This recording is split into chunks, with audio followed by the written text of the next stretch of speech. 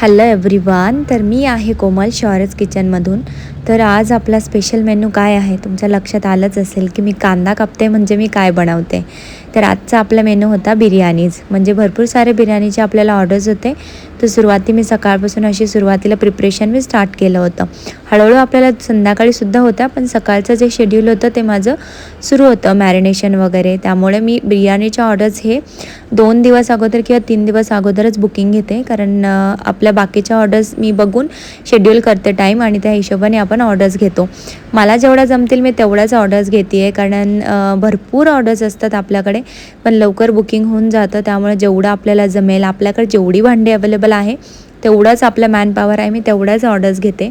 पण हळूहळू करूया आपण, मॅनपॉवर बी वाढूया, पण थोडा वेळ लागेल.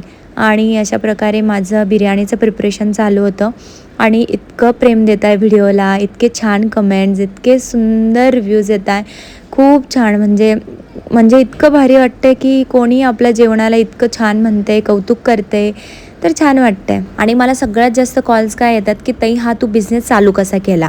तर मी हा बिझनेस झोमॅटो थ्रू चालू केला, पण मला सगळ्यात जास्त ऑर्डर्स झोमॅटो, इंस्टाग्राम थ्रू आले आणि रिपीटेड ऑर्डर्स आले. का तर आपली क्वालिटी, क्वांटिटी, आपण कस्टमरला देतो आहे ती सर्विस, ही सगळ्यात जास्त इम्पॉर्टंट असते.